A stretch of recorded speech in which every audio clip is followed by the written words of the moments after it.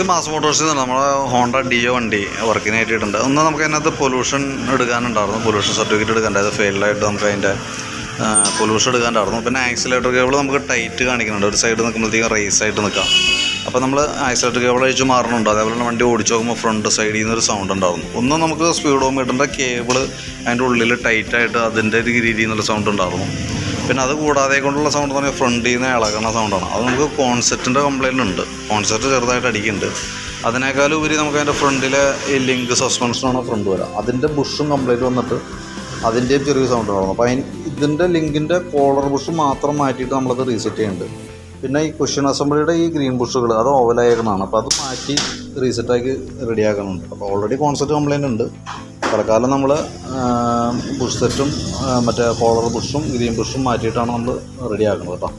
പിന്നെയെന്ന് പറഞ്ഞു കഴിഞ്ഞാൽ നമുക്കതിൻ്റെ പൊല്യൂഷൻ്റെ വർക്ക് ചെയ്യാനുണ്ട്. പിന്നെ അതിൻ്റെ ഫ്രണ്ടിൽ ഈ കവറുകളൊക്കെ പൊട്ടിയിരിക്കുന്നുണ്ട്, അപ്പോൾ അതിൻ്റേതായിട്ടുള്ളൊരു ഇളക്കമാണ് കാണിക്കുന്നത്. പിന്നെ സ്പീഡോമീറ്റർ ടൈറ്റ് ഉണ്ട്, അപ്പോൾ അതുകൊണ്ട് തന്നെ പിന്നെ തന്നെ എനിക്ക് തോന്നുന്നത് അതിൻ്റെ കിലോമീറ്റർ ഓഡോമീറ്റർ കറക്റ്റ് അല്ല വർക്കിൽ.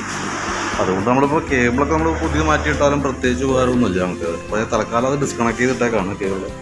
അപ്പോൾ ബാക്കിത്തെ വർക്കാണ് നമ്മൾ ചെയ്യണം കേട്ടോ. അപ്പോൾ അതിൻ്റെ ഒരു ഏകദേശം ഒരു എസ്റ്റിമേറ്റും ഡീറ്റെയിൽസും കൂടി ഞാൻ വാട്സാപ്പിലേക്ക് ഒന്ന് സെൻഡ് ചെയ്തിട്ടേക്കാം.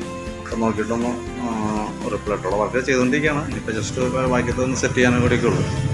അപ്പോൾ അതിൻ്റെ ഡീറ്റെയിൽസും ജസ്റ്റ് ഒന്ന് അപ്ഡേറ്റ് ചെയ്തെന്നുള്ളൂ. അപ്പോൾ ഞാൻ അതിൻ്റെ ബിൽ എമൗണ്ടും കാര്യങ്ങളൊക്കെ ഒന്ന് വിളിച്ച് പറയാം കേട്ടോ. ഓഫീസിൽ നിന്ന് എന്നോട് കോൺടാക്ട് ചെയ്തോളൂ. ഓക്കെ.